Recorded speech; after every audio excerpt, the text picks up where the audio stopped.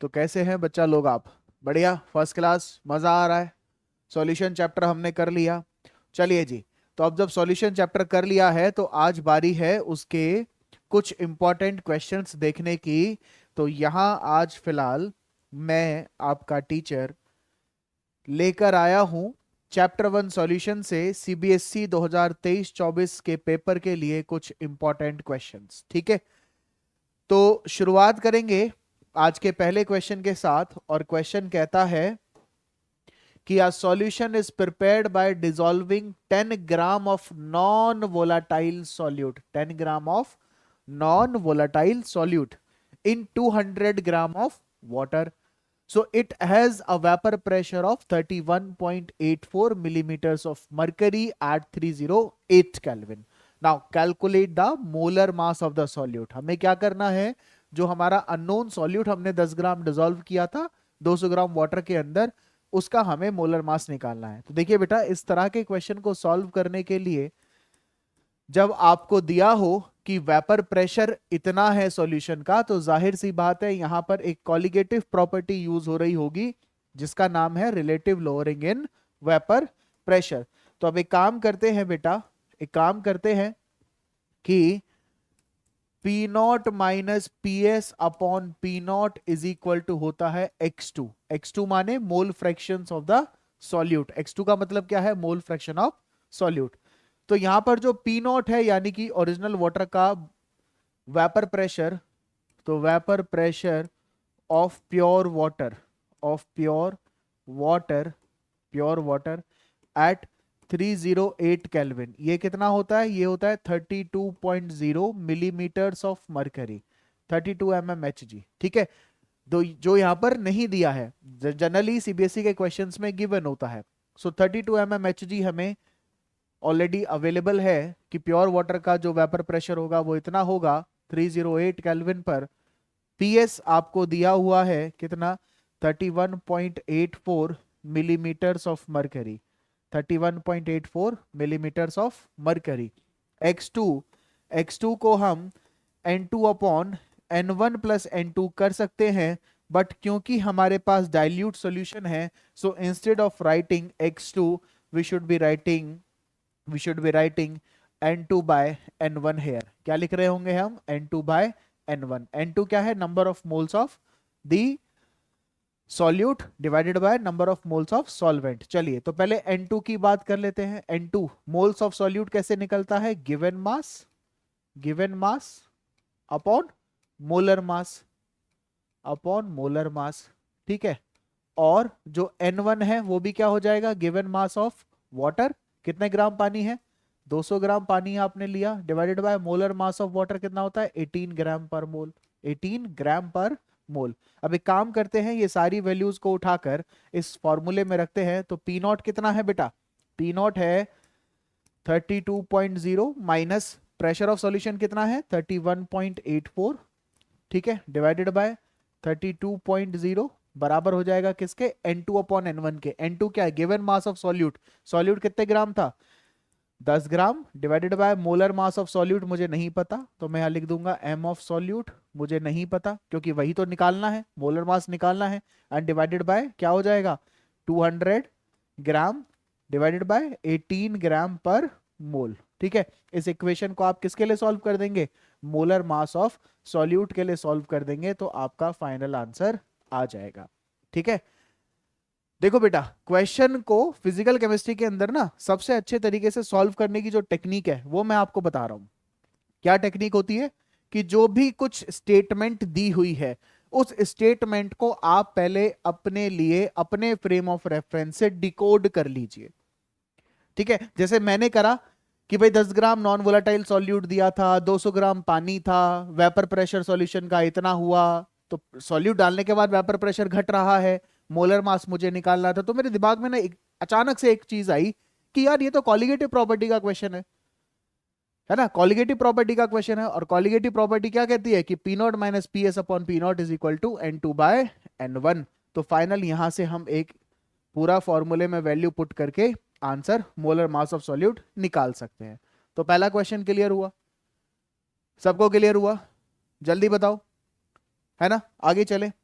चलिए जी, कह रहा है an antifreeze solution is prepared by dissolving 31 gram of ethylene glycol. अच्छा ठीक है, मोलर मास कितना है इसका 62 ग्राम पर मोल इन 600 gram of water. Calculate the freezing point of the solution. चलिए बेटा, इसके सॉल्यूशन के लिए, इसके सॉल्यूशन के लिए हम क्या करते हैं, फ्रीजिंग पॉइंट की बात हुई है, ठीक है, एंटी फ्रीज सॉल्यूशन बनाया जा रहा है, तो हम एक काम करेंगे, हमें कॉलिगेटिव प्रॉपर्टी पता है कि delta T F is equal to K F into M. Delta T F किसके बराबर होता है, के एफ इंटू एम के। किसके बराबर होता है, के एफ इंटू एम, जहां पर के एफ की वैल्यू कितनी होती है वाटर के लिए, कितनी होती है जल्दी बताओ, कितनी होती है 1.86 केल्विन किलोग्राम पर मोल, 1.86 केल्विन किलोग्राम पर मोल।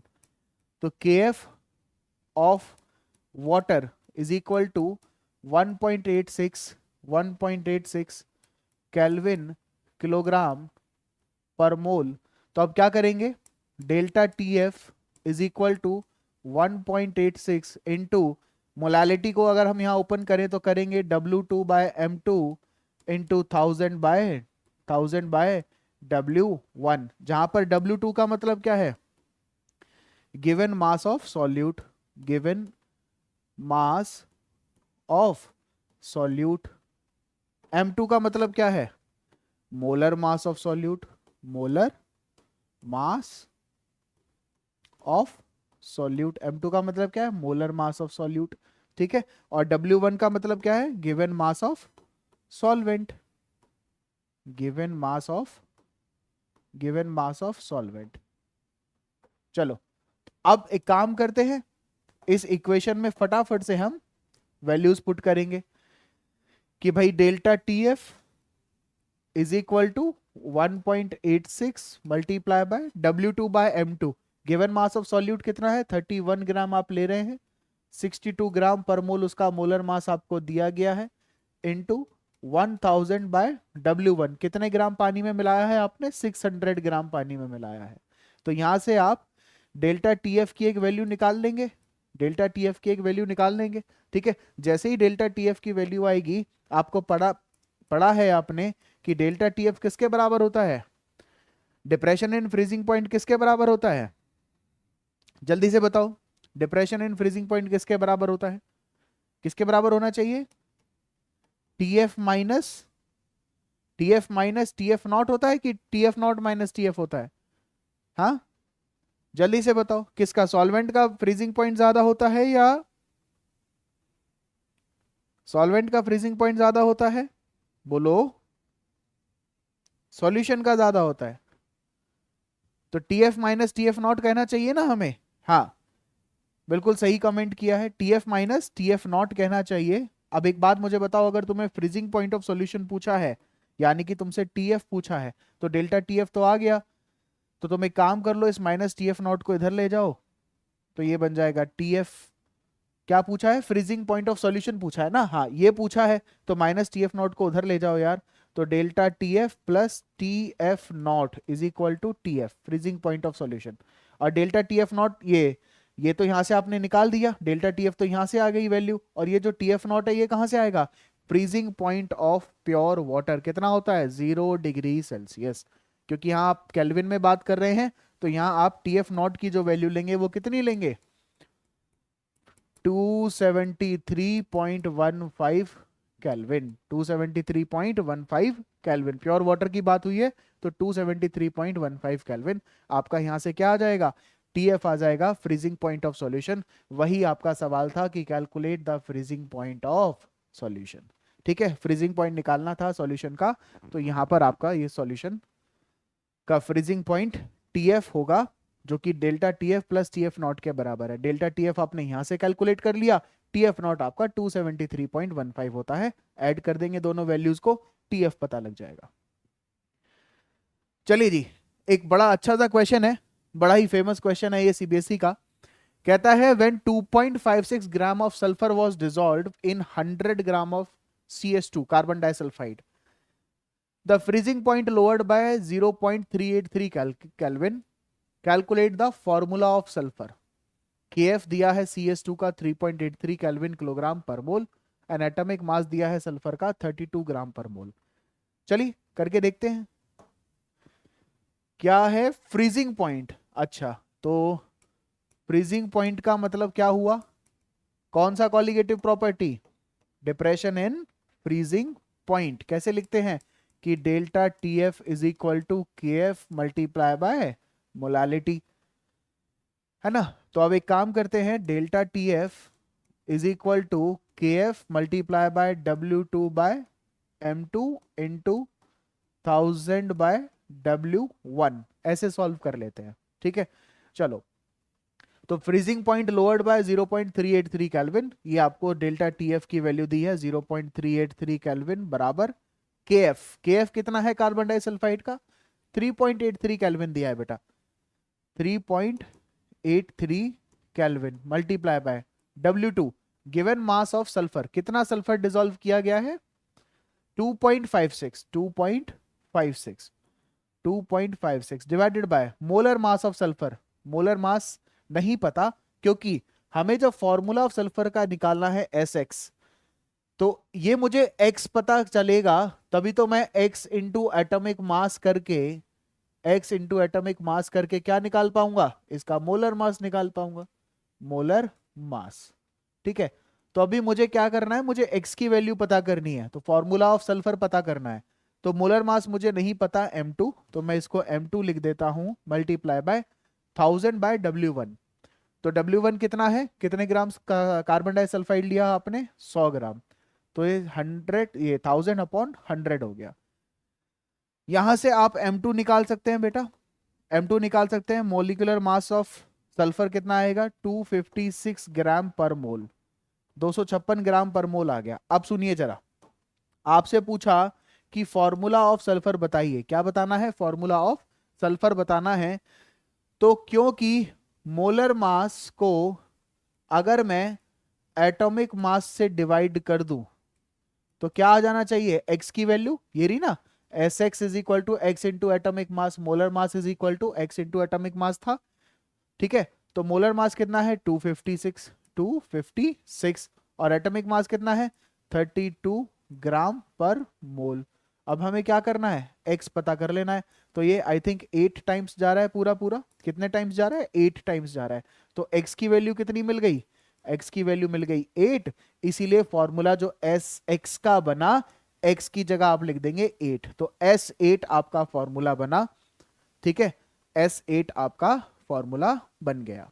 ठीक है, अब देखिए कितने इजी क्वेश्चंस है ना। अगर आपकी अप्रोच ठीक है तो बहुत इजी सवाल आते हैं और डायरेक्टली फॉर्मूला पुट करके आप आंसर निकाल सकते हो, अगर आपकी अप्रोच ठीक है तो। अगर अप्रोच गलत है तो भाई कुछ नहीं हो सकता, फिर अप्रोच ही गलत है तो कुछ नहीं हो सकता। अप्रोच को ठीक रखिए, सबसे आसान सवाल आते हैं सॉल्यूशन से, और easily direct straight forward question, question पढ़ो, फॉर्मूला लगाओ और आंसर सॉल्व कर दो। बहुत बेसिक कैलकुलेशंस होती है, बहुत बेसिक कैलकुलेशंस होती है। ठीक है, चलो नेक्स्ट देखते हैं। Blood cells are isotonic with 0.9% sodium chloride solution. Isotonic का मतलब क्या होता है, when osmotic pressure is same. Isotonic का मतलब क्या है, आइसोटोनिक का मतलब है when pi is same, osmotic pressure is same for both the solutions। अगर दो सॉल्यूशन का जो ऑस्मोटिक प्रेशर है पाई है, अगर वो दोनों बराबर होते हैं तो ऐसे सॉल्यूशंस को हम आइसोटोनिक कहते हैं। तो कह रहा है blood cells are isotonic with 0.9% sodium chloride solution. What happens if we place blood cells in a solution containing 1.2% sodium chloride solution, means the concentration is high, it's a concentrated solution, concentrated solution, and 0.4% sodium chloride यानी कि it's a diluted solution, it is your diluted solution। तो ये diluted solution है और ये concentrated solution है। अब देखो होता क्या है, आपने एक फिनोमिना पढ़ा है ऑस्मोसिस, पढ़ा है ना। ऑस्मोसिस में क्या होता है, जो सेल मेम्ब्रेन है ना, यहाँ पे देख लेते हैं एक बार। ऑस्मोसिस अगर आपको कराना हो, अगर आपको ऑस्मोसिस कराना हो तो आपको क्या देखना पड़ता है कि भाई ये हमारे पास अंदर 0.9% क्या था, सोडियम क्लोराइड सॉल्यूशन था, है ना। 0.9% के साथ वो आइसोटोनिक है। अगर बाहर 0.9% है तो इन दोनों का पाई कैसा हो गया, सेम हो गया। ये बात कही ना इसने कि जब आइसोटोनिक है इसके साथ तो पाई क्या हो जाता है, सेम हो जाता है, ऑस्मोटिक प्रेशर सेम हो गया। But case one, case one, ठीक है, केस वन, केस वन आपको क्या कहता है, केस वन कहता है कि आपके पास 1.2% सॉल्यूशन है बाहर और अंदर कितना है 0.9%। तो डाइल्यूशन किधर है, डाइल्यूट किधर है, अंदर की तरफ की बाहर की तरफ। ये डाइल्यूट हुआ और बाहर क्या हुआ, कॉन्सेंट्रेटेड हुआ। इसके केस में क्या हुआ, एक अगर ब्लड सेल यहां पर ऐसे ड्रॉ कर लें हम, अगर हम ब्लड सेल को यहां पे ड्रॉ कर लें तो इस केस में क्या हो रहा है, अंदर डाइल्यूटेड है, डाइल्यूशन है, बाहर कॉन्सेंट्रेशन है। तो डाइल्यूशन और कॉन्सेंट्रेशन में अब जो यहाँ फ्लो होगा सॉल्वेंट का थ्रू दिस एसपीएम, ये क्या होगा, पानी बाहर की तरफ आ जाएगा तो सेल कैसी हो जाएगी, श्रिंक कर जाएगी। क्या कर जाएगी, श्रिंक कर जाएगी। ठीक है। और दूसरा केस क्या है, केस टू क्या है, केस टू है आपके पास जब 0.4% सॉल्यूशन हो, यानी कि एक सेल बनाएंगे, ठीक, अंदर कितना है 0.4%, अंदर नहीं बाहर, बाहर 0.4 है ना, बाहर 0.4% है और अंदर कितना है 0.9% है। तो डाइल्यूट किधर हुआ, बाहर डाइल्यूशन है और अंदर कॉन्सेंट्रेटेड सॉल्यूशन है। तो अब जो फ्लो होगा वो अंदर की तरफ होगा कि बाहर की तरफ होगा, सॉल्वेंट का फ्लो अंदर की तरफ होगा सेल में, और सॉल्वेंट का फ्लो अगर अंदर की तरफ होगा तो क्या, सेल जो है वो क्या करेगा, स्वेलअप हो जाएगा। क्या हो जाएगा, स्वेलअप हो जाएगा। तो यहां से एक चीज क्लियर हुई, अगर मैं ब्लड सेल्स को डाइल्यूटेड सॉल्यूशन में रखता हूं, डाइल्यूटेड कितना, 0.9% से कम, तो जो सेल है ब्लड सेल्स वो स्वेलअप हो जाएंगे बिकॉज ऑफ ऑस्मोसिस। और अगर कॉन्सेंट्रेटेड सॉल्यूशन में रखता हूं, लेट्स से 1.2% का जो केस था, उस केस में क्या हो जाएगा, श्रिंक हो जाएगा। तो आपसे पूछा है कि what happens if we place blood cells in a solution containing these two parts, 1.2% sodium chloride and 0.4% sodium chloride। ठीक है। तो भाई 1.2% वाले में क्या हो रहा है, श्रिंक हो जा रही है, और 0.4% में क्या हो रहा है, स्वेल अप हो जा रही है। रीजन समझ आया, रीजन समझ आया। ऑस्मोसिस के थ्रू, ऑस्मोसिस के थ्रू यहां पर जो सेल है वो श्रिंक हो रही है और स्वेल अप हो रही है। चलिए नेक्स्ट क्वेश्चन है कि 1 gram of naphthalene okay in 50 gram of certain solvent raise the boiling point by 0.40 degree Celsius. 1.2 gram of an unknown solute in 60 gram of same solvent raise the boiling point by 0.55 degree Celsius. What is the molecular weight of the unknown solute? चलिए जी, तो मुझे क्यों ऐसा लग रहा है कि इस सॉल्यूशन को, इस पूरे क्वेश्चन को दो पार्ट में सॉल्व करना पड़ेगा हमें, है ना, क्योंकि दो अलग अलग केसेस दे दिए गए हैं। चलिए देख लेते हैं एक बार, है ना। भाई जब पेन चलाएंगे तभी तो पता लगेगा करना क्या है, और हम खाली बैठे रहेंगे तो हमें कैसे पता लगेगा कि हमें क्या करना है ना, कैसा सॉल्यूशन होगा हमें नहीं पता। चलो, तो बॉइलिंग पॉइंट की बात हुई है, delta T B is equal to K B multiply by M. तो delta T B is equal to K B into W2 by M2 into 1000 by W1। ये इक्वेशन हो गई हमारी, है ना। तो case one, case number one, पहला case कब, कि अगर मैं 50 ग्राम ऑफ सर्टेन सॉल्वेंट में 1 ग्राम नैफ्थलीन डाल दूं, 1 ग्राम नैफ्थलीन डाल दूं, मुझे सॉल्वेंट इन्होंने बताया नहीं है। अच्छा, समझो समझो समझो, हे चकरा दिया भाई, चक चकरा दिया क्वेश्चन ने भैया। कैसे, क्यों सॉल्वेंट नहीं बताया है यार, और सॉल्वेंट नहीं बताया तो केबी कैसे पता लगेगा। यही तो लॉजिक है भाई, यही लॉजिक है, इसीलिए उसने दो केस दिए हैं आपको स्टेटमेंट में, उसने केस दो इसीलिए दिए हैं, यही तो लॉजिक है। वो चाहता है कि तुम पहली इंफॉर्मेशन से केबी निकालो और उस इंफॉर्मेशन से केबी निकालने के बाद केबी को अगली इंफॉर्मेशन में रख के अननोन सॉल्यूट का मोलर मास निकाल लो। यही तो बात है, ऐसे ही चकराते हैं क्वेश्चंस में। देखो तो कितना चेंज आ रहा है, पहले कई केस में 0.40, 0.4 degree Celsius is equal to के भी नहीं पता क्योंकि सॉल्वेंट नहीं पता। अगर यार वाटर भी लिख दिया होता, वाटर भी लिख दिया होता तो मुझे यार वैल्यू याद थी, मैं के भी लिख देता, लेकिन अब वाटर भी नहीं लिखा, मुझे क्या पता सॉल्यूशन किस में बनाया है। कोई बात नहीं, कोई बात नहीं, हम भी केमिस्ट्री के स्टूडेंट्स हैं। तो W2 कितना, 1 ग्राम नेफ्थलीन का 1 ग्राम upon molar mass of naphthalene, वो भी नहीं दिया है, हाँ फॉर्मूला दिया है ना C10H8, कितना हो जाएगा 12 इंटू 10 प्लस 8, कितना हो जाएगा 128 ग्राम पर मोल, 128 ग्राम पर मोल, तो डिवाइड बाय 128 हो गया, 128 ग्राम पर mole multiply by 1000 upon weight of the solvent कितना 50 ग्राम डिवाइड बाय 50 ग्राम। यहां से क्या निकल जाएगा भाई, के भी निकल जाएगा। ठीक है, दिस इज इक्वेशन नंबर 1। तो केस 1 यहां तक जो पार्ट दिया था यहां तक हमने के बी निकाल लिया, के बी जो भी वैल्यू आएगा आप सॉल्व कर सकते हैं, मैं नहीं सॉल्व कर रहा हूं यहां पर। अब करते हैं केस 2। केस 2 क्या कहता है, अगर 1.2 gram of an unknown solute is dissolve in 60 gram of same solvent, the boiling point is 0.55 degree Celsius. Increase in boiling point कितना है 0.55 डिग्री सेल्सियस। तो delta T B is equal to K B multiply by W2 by M2 into 1000 by W1, यही हम करेंगे। अब क्या करना है, डेल्टा टी बी कितना दे रहा है वो तुम्हें 0.55 डिग्री सेल्सियस बराबर के बी यहां से आया है ना, के बी कहां से आया यहां से आया, तो के बी लिखेंगे जो कि इक्वेशन नंबर 1 से आ रहा है भाई, क्योंकि सेम सॉल्वेंट की उसने बात की है कि आप सेम सॉल्वेंट में डिसॉल्व करते हैं। W2 कितना 1.2 ग्राम डिवाइडेड बाय अननोन सॉल्यूट मुझे नहीं पता, यानी कि मॉलिक्यूलर मास ऑफ सॉल्यूट निकालना है, मल्टीप्लाई बाय 1000 डिवाइड बाय क्या होना चाहिए W1 60 gram of same solvent 60 ग्राम। तो अब M2 निकाल देंगे यहां से, इतना ग्राम पर मोल, जो भी वैल्यू आएगी आप इजीली कैलकुलेट कर सकते हैं। कर सकते हैं कि नहीं कर सकते हैं, जल्दी से कमेंट बॉक्स में बताओ कितना आंसर आएगा, कमेंट बॉक्स में बताओ जल्दी से। हाँ मैं सबके कमेंट्स देख रहा हूं, सबके कमेंट्स पता लग रहे हैं मुझे। हाँ जल्दी बताओ कितना आंसर आएगा। अरे के बी यहां से निकाल लो ना भाई, के बी दिया ना मैंने यहाँ लिखकर, तो के बी यहां से पता लग जाएगा, यहाँ रख दीजिए, M2 पता लग जाएगा आपको, मॉलिक्यूलर मास ऑफ सॉल्यूट आ जाएगा। जल्दी से बताओ, आई एम वेटिंग। तब तक के लिए नेक्स्ट क्वेश्चन, हाँ जल्दी बताओ, बहुत जल्दी से बताओ फटाफट।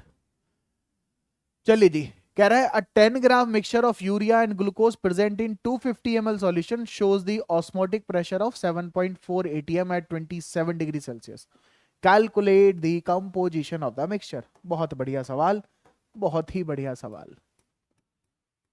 Solution containing 10 gram of urea, 10 gram mixture of urea and glucose, अच्छा अच्छा अच्छा अच्छा अच्छा, गिवन मास दिया है मुझे, गिवन मास कितना 10 ग्राम।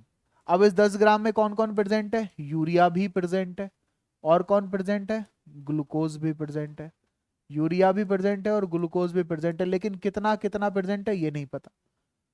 Shows the osmotic pressure of 7.4, अच्छा 250 ml सॉल्यूशन है, वॉल्यूम दिया हुआ है कितना 250 ml, 250 ml। पाई की वैल्यू कितनी दी हुई है, पाई की वैल्यू कितनी दी हुई है 7.4 atm, 7.4 atm है ना। टेम्परेचर कितना है 27 डिग्री सेल्सियस, टेम्परेचर दिया है 27 डिग्री सेल्सियस। केल्विन में जल्दी बताओ कितना होगा, कितना होगा 300 केल्विन, 300 केल्विन। ओके जी, so pi is equal to क्या होता है बेटा, pi is equal to CRT होता है, क्या होता है CRT, और क्या होता है pi is equal to N by VRT होता है, N बाय VRT, यही होता है ना, pi is equal to CRT या pi is equal to N by VRT, क्योंकि C क्या है number of moles per unit volume, moles per unit volume. हाँ यहां से फॉर्मूले में रख दो इक्वेशन को, ये सारी वैल्यूज रख दो इस इक्वेशन में, N निकल के आ जाएगा। You can calculate the composition of urea and glucose then, है ना। मोल फ्रैक्शंस भी पता लग सकते हैं ना, कंपोजिशन का मतलब क्या है मोल फ्रैक्शन पता लगाने हैं यार, मोल फ्रैक्शन पता लगाने हैं, निकाल दो मोल फ्रैक्शन, कैसे निकलेंगे, ठीक है मोल फ्रैक्शन निकल सकते हैं। हाँ कैलकुलेट करके मुझे बताएंगे आप लोग कि मोल फ्रैक्शन ऑफ यूरिया कितना आ रहा है और मोल फ्रैक्शन ऑफ ग्लूकोज कितना आ रहा है। कैलकुलेट करके आप मुझे बताएंगे कमेंट सेक्शन में। ठीक, कितना मोल फ्रैक्शन आएगा। ध्यान रखना एक का जब निकालोगे तो दूसरे का 1 से माइनस कर सकते हो, इट्स अ बाइनरी सॉल्यूशन। दूसरे का 1 से माइनस कर सकते हैं, it's a binary solution. The vapour pressure, okay question number 6 पर आ गए हम लोग बहुत जल्दी। The vapour pressure of pure benzene at 50 degree Celsius. मेरी टीम ने बड़े खतरनाक क्वेश्चन निकाले हैं तुम लोगों के लिए, बहुत खतरनाक क्वेश्चन है भाई। Vapour pressure of pure benzene at 50 degree Celsius is 268 mmHg. Calculate the number of moles of non-volatile solute per mole benzene required to prepare a solution of benzene having a vapor pressure of 160 mmHg. Okay. So non-volatile solute per mole of benzene required to prepare a solution of benzene having a vapor pressure of इतना।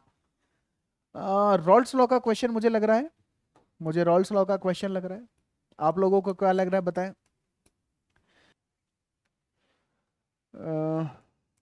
P naught minus P S upon P naught is equal to N2/N1। Relative lowering in vapour pressure का सवाल है यार, है ना। हाँ, non volatile solute कहा था ना। क्वेश्चन तो हमने पढ़ा ही नहीं ठीक से, यही तो गलती तुम लोग करते हो। हाँ, यही देख रहा था मैं, यही देख रहा था कि मैं कोई मुझे बताए कि सर यहाँ गलती है, रॉल्स लॉ से नहीं करना है, relative lowering in vapour pressure से करना है। किस किसने बताया है। हाँ, देखो देखो गिनती के 4 बच्चे हैं जो बड़े बिल्कुल जागरूक हैं, कमेंट कर रहे हैं कि sir relative lowering in vapour pressure का सवाल है। हाँ बेटा, रिलेटिव लोअरिंग का ही सवाल है, नॉन वोलेटाइल सॉल्यूट की बात कर दी उसने। अगर दोनों सॉल्वेंट होते then we can use Raoult's law.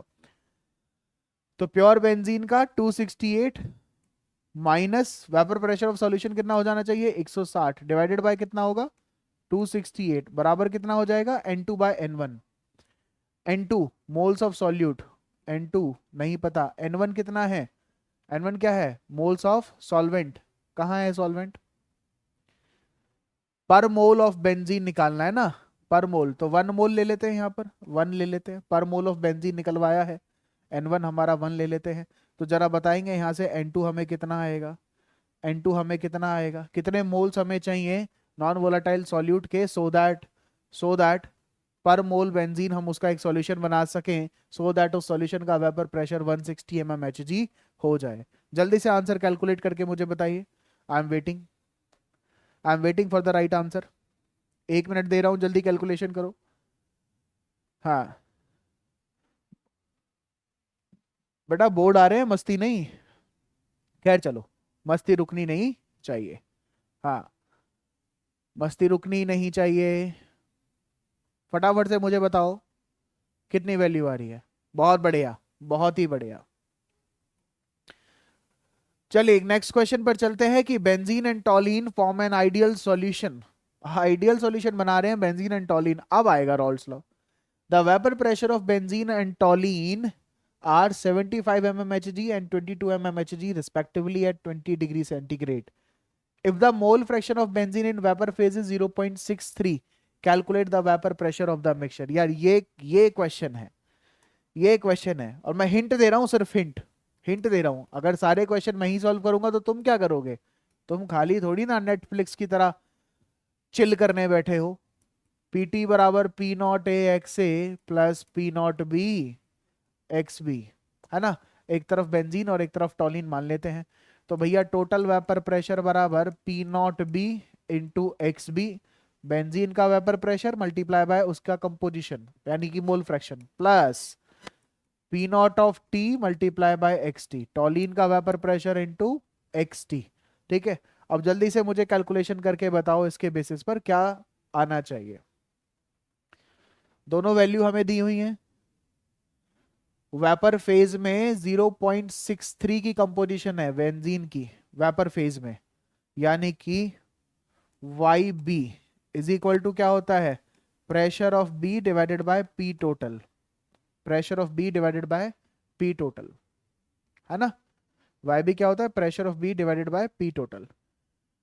तो ये वैल्यू दी है तुम्हें 0.63, तो 0.63 divided by pressure of B यानी कि P not B into X B divided by P total, है ना। तुमसे क्या पूछा है, vapour pressure of the mixture, यानी कि तुमसे पीटी पूछा है, पीटी। तो पीटी बराबर क्या हो जाएगा, P not B multiply by X B divided by 0.63। अब बस कहानी कहाँ रह गई, कहानी रह गई यार, ये P not B x B पता लग जाए तो फटाफट से सवाल हो जाएगा। और पी नॉट बी तो दिया है 75 mmHg, एक्स बी नहीं दिया यार, ओहो एक्स बी नहीं दिया, क्या करूं, क्या करूं, निकाल देता हूं ना यार, यहां से एक्स बी निकाल लो, एक्स बी सॉल्व कर लो, ठीक है, एक्स बी निकल जाएगा।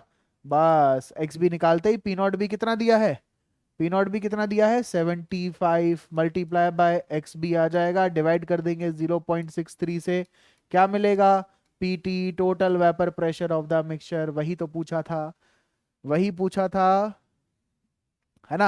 आ रहा है समझ में, वही तो पूछा था मुझसे, टोटल वेपर प्रेशर मुझे बताना था, ठीक, बता दिया। आसान है, आसान सवाल है। देखो यार प्रैक्टिस करोगे ना तो हो जाएगा। अब तुम अगर ये कहो कि सर आप एक बारी में कर देते हो, तो यार practice makes the man perfect ना। मैंने भी तो प्रैक्टिस की है तभी तो मुझे आए हैं ये, मुझे थोड़ी ना बचपन से आते थे। जस्ट इमेजिन, फोर्थ क्लास का बच्चा तुमसे आगे पूछ रहा है, अरे भैया बेंजीन टोलिन आइडल सॉल्यूशन बनाते हैं, वेपर प्रेशर ऑफ मिक्सचर निकालना है, निकाल दोगे? तुम कहोगे जा बेटा एल्पेनली वे खा जाकर, हैं। हाँ, तो कैसे कर दोगे, नहीं कर पाओगे ना। चलो नेक्स्ट क्वेश्चन पे आओ। तो practice makes the man perfect, जब तक आप नहीं करेंगे तब तक नहीं होगा। हाँ बड़ी फेमस लाइन है ना, कि करने से होगा, तो करने से होगा भाई, प्रैक्टिस करो होता रहेगा। चलो, give reason, an increase in temperature is observed on mixing chloroform and acetone. अच्छा टेम्परेचर बढ़ जाता है क्लोरोफॉर्म और एसीटोन को मिक्स करने पे, क्यों बढ़ता है? डेल्टा एच ऑफ मिक्सिंग क्या है, लेस देन जीरो है, एक्सोथर्मिक रिएक्शन है यार, एक्सोथर्मिक रिएक्शन है। और एक्सोथर्मिक रिएक्शन क्यों है, क्योंकि क्लोरोफॉर्म और एसीटोन बना देते हैं ना structure, CH3 C double bond O CH3, और क्लोरोफॉर्म HC, एक क्लोरीन, दूजा क्लोरीन ते तीजा क्लोरीन। देखो यार वैसे कार्बन हाइड्रोजन बॉन्ड जो है ना, सुनो ध्यान से मेरी बात सुनना, कार्बन हाइड्रोजन बॉन्ड वैसे तो नॉन पोलर होता है ना, पॉलिंग स्केल पे अगर कार्बन और हाइड्रोजन की इलेक्ट्रोनेगेटिविटी देखोगे तो ऑलमोस्ट 2.1 2.4 लगभग लगभग सिमिलर है दोनों। लेकिन ये जो तीन क्लोरीन लगे हैं ना, ये भाई साहब ये हैं इलेक्ट्रॉन विड्रॉइंग कैरेक्टर के। कैसे हैं, इलेक्ट्रॉन विड्रॉइंग कैरेक्टर के। तो इन्होंने इस कार्बन को क्या बना दिया, क्या बना दिया, इलेक्ट्रॉन डेफिशिएंट बना दिया। तो ये हाइड्रोजन कहेगा कि भैया तुम मुझसे तुम्हारी गरीबी नहीं देखी जा रही, तो तुम एक काम करो मुझसे डेंसिटी ले लो, ठीक है, मुझसे क्या करो, डेंसिटी ले लो। तो कार्बन जब डेंसिटी लेगा तो पार्शियल नेगेटिव कैरेक्टर का हो जाएगा, जिसकी वजह से which in turns gives you this hydrogen as partial positive, है ना। तो ये हाइड्रोजन कैसा बना, एसिडिक हाइड्रोजन बन गया, पार्शियल पॉजिटिव कैरेक्टर आया। तो ये जो एसोसिएशन है, अब ये हुआ ना हाइड्रोजन बॉन्ड जैसा, क्या है ये, hydrogen bond. So due to association of chloroform with acetone by formation of hydrogen bond. तो आपने पढ़ा था ना कि जगह आप दो स्पीशीज को जब मिक्स करते हो तो उस टाइम पे क्या होता है, स्पीशीज की जो इंटरेक्शन है अगर वो बढ़ जाए तो सॉल्यूशन क्या शो करता है, नेगेटिव डेविएशन शो करता है, इसी वजह से delta H less than zero है। तो ये सॉल्यूशन क्या दे रहा है तुम्हें, नेगेटिव डेविएशन दे रहा है भाई, क्या दे रहा है, नेगेटिव डेविएशन, यहीं पे लिखते हैं negative deviation, negative deviation from Raoult's law. अच्छा दूसरा वाला क्या है, aquatic animals are more comfortable in cold water than in warm water. अरे ये भी कोई सवाल है यार, मछलियों से जाकर पूछो कि ठंडे पानी में तुम्हें क्यों मजा आता है, हमें तो नहीं आता, हमें तो ठंडी वैसे ही पड़ रही है दिल्ली NCR में, है ना। आधे बच्चे तो नहाए नहीं होंगे पिछले 4 दिनों से। एक्वेटिक एनिमल्स, अरे मत नहाओ यार, पढ़ाई करते रहो, है। Aquatic animals are more comfortable in cold water than in warm water. अच्छा तो होता क्या है बेटा, टेम्परेचर बढ़ाने पर सॉल्युबिलिटी ऑफ गैस, टेम्परेचर बढ़ाने पर सॉल्युबिलिटी ऑफ गैस जो है वो कम हो जाती है, सॉलिबिलिटी ऑफ गैस कैसा हो जाता है, कम हो जाता है। और गैस की सॉलिबिलिटी अगर कम होगी तो ऑक्सीजन वहां पे क्या होगा, कम होगा। अब गर्म पानी में ऑक्सीजन कम है, तुम खुद कंफर्टेबल नहीं हो सकते, फिश से एक्सपेक्ट करते हो कि कंफर्टेबल होगा, नहीं होगा ना। तो जितनी एक्वेटिक स्पीशीज हैं वो ठंडे पानी में ज्यादा कंफर्टेबल होती हैं। रीजन बीइंग टेम्परेचर डाउन होने पर सॉलिबिलिटी ऑफ गैस बढ़ जाता है। ठीक है, तो ऑक्सीजन ज्यादा अवेलेबल होती है। चलिए नेक्स्ट क्वेश्चन की तरफ। Depression in freezing point of water observe. यार डिप्रेशन के बड़े क्वेश्चन डाले हैं, है ना। I will ask my team. मेरे बच्चों को परेशान कर रहे हो यार तुम लोग, हाँ। अरे टीम वालों बेटा सुनो जरा, सब लोग परेशान कर रहे हो मेरे बच्चों को डिप्रेशन इन फ्रीजिंग पॉइंट देके। अरे यार परेशान नहीं कर रहे, वो भी ना बड़ी मेहनत से तुम लोगों के लिए क्वेश्चन बैंक प्रिपेयर करते हैं। कहता है depression in freezing point of water observe for the same amount of acetic acid, trichloroacetic acid and trifluoroacetic acid increases in the order as given. Explain briefly. ये सवाल सीबीएसई में आया है, देखो सुन लो मेरी बात, ये सीबीएसई में आया है। थैंक यू बोलो अब जरा मेरी टीम को, मेरी टीम को थैंक यू बोलो कि ये सीबीएसई का आया हुआ क्वेश्चन है, रिपीटेड क्वेश्चन है ना। थैंक यू बोलो, कमेंट में डालो फटाफट, सबको थैंक यू डालो। यार तुम लोगों के लिए इतनी मेहनत करके इतने अच्छे सवाल निकाले हैं। अब सुनो जरा सॉल्यूशन इसका। Same amount of acetic acid, trichloroacetic acid and trifluoroacetic acid, चलो बना लेते हैं। CH3COOH और ट्राइक्लोरो CCl3COOH और ट्राइफ्लोरो यानी कि CF3COOH। Freezing point of water observe for the same amount of acetic acid. अच्छा, यानी कि डेल्टा TF जो है वो इसी अमाउंट में बढ़ता है, इसी सीरीज में बढ़ता है। इसका डेल्टा TF सबसे ज्यादा होगा। हाँ मुझे आया समझ में। अरे एक बात बताओ, पढ़ा था ना, delta TF is equal to I into KF into M, पढ़ा था। हाँ वाटर के लिए बात की है तो KF फिक्स हो गया। और अगर सेम मोलालिटी की बात की हो, सेम अमाउंट की बात की है, मोलालिटी फिक्स कर दी। तुम यार ये दो चीजें कांस्टेंट कर दे रहे हो, अगर वापस देखो ये दो चीजें कांस्टेंट कर दे रहे हो तो डेल्टा TF किसके प्रोपोर्शनल बचा भाई, आई के। जिसका आई बढ़ा उसका फ्रीजिंग पॉइंट भी ज्यादा चेंज होगा। अब इस केस में आई बढ़ा कि नहीं बढ़ा, इस केस में डिसोसिएशन ज्यादा होगा कि नहीं होगा, बोलो। बिल्कुल होगा यार। एल्डिहाइड कीटोन कार्बोक्सिलिक एसिड में हम लोग एक दिन पढ़ेंगे जरूर ये बात, कि जब हम इलेक्ट्रॉन विड्रॉइंग ग्रुप अटैच करते हैं ना कार्बोक्सिलिक ग्रुप के आसपास, तो वो क्या करता है, स्टेबिलिटी बढ़ा देता है कॉन्जुगेट बेस की। तो अगर कॉन्जुगेट बेस की स्टेबिलिटी बढ़ रही है तो ये फ्लोरीन ज्यादा इलेक्ट्रोनेगेटिव है, ये सारी इलेक्ट्रॉन डेंसिटी अपने पास खींच लेंगे। तो इस केस में जो डिसोसिएशन होगा, जो डिसोसिएशन होगा वो ज्यादा होगा। डिसोसिएशन कैसा होगा, ज्यादा होगा। और इस केस में डिसोसिएशन सबसे कम होगा। So because of the electronegativity of fluorine, ज्यादा इलेक्ट्रोनेगेटिव है ना, क्लोरीन और हाइड्रोजन के कंपैरिजन में ज्यादा इलेक्ट्रोनेगेटिव है। तो जब ज्यादा इलेक्ट्रोनेगेटिव है तो डिसोसिएशन, अब क्योंकि इलेक्ट्रॉन डेंसिटी को वो अपनी तरफ विड्रॉ कर रहा है, इलेक्ट्रॉन डेंसिटी को वो अपनी तरफ विड्रॉ कर रहा है, तो विड्रॉ करने से क्या हुआ, कॉन्जुगेट बेस की स्टेबिलिटी बढ़ गई। और कॉन्जुगेट बेस की स्टेबिलिटी अगर बढ़ गई तो ऑब्वियसली डिसोसिएशन जो है वो ज्यादा हो गया। और डिसोसिएशन बढ़ेगा तो आई की वैल्यू बढ़ेगी, और आई बढ़ेगा तो डेल्टा TF भी तो बढ़ेगा। और क्वेश्चन क्या था, increases as in the order given, explain briefly. तो ये रहा एक्सप्लेनेशन। तो भाई दिमाग लगाकर खेलना पड़ता है, कभी कभी फिजिकल केमिस्ट्री में ऑर्गेनिक केमिस्ट्री मिक्स हो जाती है ना। चलो अब मेरी टीम को थैंक यू बोला तुम लोगों ने, कितने अच्छे CBSE के क्वेश्चंस निकाले हैं। नेक्स्ट देखो, you have a glucose solution, ओहो, which boils at 101.4 degree Celsius at 180 m. What will be the relative lowering in vapor pressure of an aqueous solution of urea which is equimolar to given glucose solution? बिल्कुल नहीं कराऊंगा ये सवाल, खुद करेंगे। Do it on your own, खुद करो। सारे सवाल मैं कराऊंगा तुम्हें, हाँ।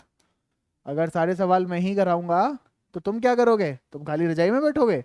नहीं, करो, हाथ पैर बाहर निकालो बेटा, ठंड हो रही है। You have a glucose solution which boils at 101.4 degree Celsius at 180 m. What will be the relative lowering in of vapor pressure of an aqueous solution of urea which is equimolar to given glucose solution. मैं तुम्हें एक help कर देता हूं, उसके लिए तुम net search करोगे, मैं खुद बता देता हूं। यूरिया होता है NH2CO NH2, मोलर मास निकाल लेना अपने आप। और ग्लूकोज क्या होता है? ग्लूकोज क्या होता है? C6H12O6, निकाल लेना मोलर मास। ठीक है, मोलर मास निकाल लेना और क्वेश्चन सॉल्व कर देना। सॉल्व करके मुझे बताना कितना आंसर आ रहा है। हम्म चलिए जी, here comes your MCQ. PA and PB are the vapor pressure of pure liquid components A and B, respectively, of an ideal binary solution. If XA represents the mole fraction of component A, the total vapor pressure of the solution is. कैसे होता है? कैसे होता है? क्या होना चाहिए यहां से? क्या इक्वेशन आनी चाहिए, जल्दी बताओ। क्या इक्वेशन आनी चाहिए कि PT बराबर क्या था? P0A XA plus P0B XB। ठीक है, तो XB जो है उसको 1 माइनस XA लिखा जा सकता है। तो PT बराबर क्या हो जाएगा? P0A XA plus P0B multiply by 1 minus XA। तो ये हो जाएगा P0A XA प्लस यहां से P0B minus P0B XA।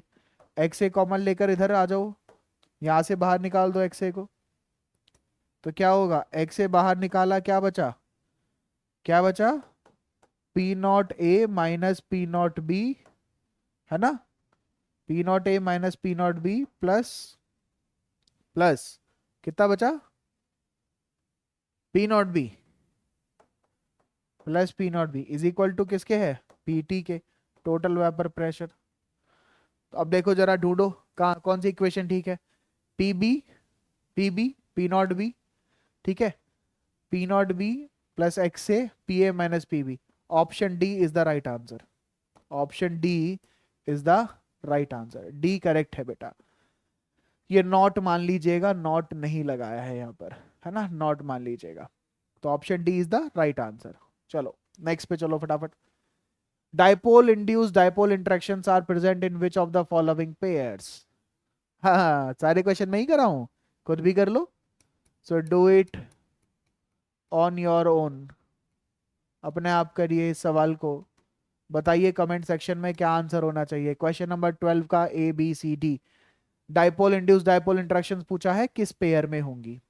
Water alcohol, chlorine carbon tetrachloride, HCl और हीलियम एटम्स, या silicon tetrafluoride and helium atoms. Dipole induced dipoles, ठीक है, डाइपोल इंड्यूस्ड डाइपोल पता करना है। नेक्स्ट पे चलेंगे। In a mixture the A and B component show the negative deviations as. Negative deviation में V मिक्सिंग कितना होना चाहिए? V मिक्सिंग कैसा होना चाहिए? लेस देन 0 या more than 0? V mixing less than 0 होना चाहिए। ठीक है, so option B is the right answer. Negative deviation पूछा है ना, अगर पॉजिटिव पूछा होता तो यही सवाल क्या बन जाता? V मिक्सिंग ग्रेटर देन 0, तो ऑप्शन ए करेक्ट होता। ओके, अरे बड़ा खतरनाक क्वेश्चन है। टारगेट है तुम लोगों को परेशान करने का। Consider the figure and mark the correct option. इतनी बड़ी फिगर है, बाप रे। क्या क्या करना है इसको? चलो देख लेते हैं। एक तरफ फ्रेश वाटर रखा है इन्होंने, है ना, और एक तरफ कॉन्सेंट्रेटेड सोडियम क्लोराइड सॉल्यूशन रखा है वाटर में। Piston A piston B, okay. Semi permeable membrane लगा दी। क्या कह रहा है क्वेश्चन, क्या कहता है? Water will move from side A to side B if a pressure lower then osmotic pressure is applied on piston B. Piston B पर अगर प्रेशर लगाते हो तो water will move from side B to side A, है ना, B to side ए। ऐसे flow होना चाहिए वाटर का। वाटर का फ्लो ये होना चाहिए, वाटर का फ्लो ये होना चाहिए, यहां से यहां। अगर इधर से आप पिस्टन पे प्रेशर लगा रहे हो पाई के बराबर, ऑस्मोटिक प्रेशर के बराबर या उससे ज्यादा, तो वाटर कहां आएगा? बी से ए पर आएगा। तो water will move from side B to side A if a pressure greater than osmotic pressure is applied on piston B. Option B is the right answer. Question दिखने में खतरनाक लग सकता है यार, खतरनाक है नहीं, है ना। करते जाओ सॉल्व। एक और, which of the following statement is false. इतनी बड़ी स्टेटमेंट, चलो देख लेते हैं, पढ़ लेते हैं। two different solutions of sucrose of same molality prepared in different solvents will have the same depression and freezing point. Depression and freezing point एक कॉलिगेटिव प्रॉपर्टी है जो नंबर ऑफ पार्टिकल्स पे डिपेंडेंट है ना। अच्छा, और उसमें केएफ की वैल्यू आती है जो कि सॉल्वेंट के लिए होता है। अगर वो डिफरेंट सॉल्वेंट में तुम बनाते हो तो same depression in freezing point होगा। Same depression in freezing point होगा कि नहीं होगा? नहीं होगा ना। Same depression in freezing point तो नहीं होना चाहिए। फिर कह रहा है the osmotic pressure of a solution is given by the equation pi बराबर CRT। बिल्कुल ठीक है। Decreasing order of osmotic pressure for it 0.1 molar aqueous solution of barium chloride, potassium chloride, acetic acid and sucrose. इसका I जो है वो 3 है, इसका I जो है वो 2 है। यहां पर 2 होना चाहिए but acetic acid since it's a weak acid तो इसका डिसोसिएशन 100% नहीं होता, तो मैं I2 नहीं मान सकता। I is always less than 2। And sucrose dissociate होता ही नहीं है, इसकी I वैल्यू हमेशा 1 के बराबर ही होगी। तो हाँ ठीक है, बिल्कुल ठीक है। और according to Raoult's law the vapour pressure exerted by a volatile component of a solution is directly proportional to its mole fraction in the solution. तो भैया ऑप्शन ए जो है, ऑप्शन ए जो है वो क्या हुआ? रॉन्ग स्टेटमेंट हुई। और तुमसे तो रॉन्ग स्टेटमेंट ही पूछी थी ना यार। देखो सीबीएसई में ना आपको क्वेश्चन पढ़ने की बहुत ज्यादा जरूरत है। बहुत बार तो बच्चे क्या करते हैं, ट्रू पूछा था फॉल्स वाली स्टेटमेंट लगाया है, फॉल्स पूछा था ट्रू वाली स्टेटमेंट लगा दी, और पता चला घर आके अरे यार ये तो गलत कर दिया हमने, ये तो हमें आता था। तो भाई इसके लिए सबसे अच्छा लॉजिक है, सबसे अच्छा लॉजिक है जो फॉल्स पूछा है ना क्वेश्चन में फॉल्स, उसको ब्रैकेट में डाल दो यार, अंडरलाइन कर दो फटाफट उसे कि फॉल्स निकालना है भाई। ट्रू नहीं पूछा है मुझसे, फॉल्स निकालना है तो फॉल्स को अंडरलाइन कर दो, ट्रू निकलवाया है तो ट्रू को अंडरलाइन कर दो। ठीक है, तो कर सकते हैं, इजीली कर सकते हैं। चलिए, ऑल राइट। तो ये थे हमारे कुछ इंपॉर्टेंट सीबीएसई के क्वेश्चंस। और बहुत जल्दी मैं क्या करता हूं, मैं अपनी टीम को बोलता हूं कि आपको एक सॉल्यूशन चैप्टर का असाइनमेंट अपलोड करें सो दैट आप अपने और ज़्यादा क्वेश्चंस की प्रैक्टिस कर पाएं। ठीक है, तब तक के लिए ध्यान रखिए, पढ़ते रहिए, और बहुत जल्दी शुरुआत करेंगे इलेक्ट्रो केमिस्ट्री की। Thank you so much.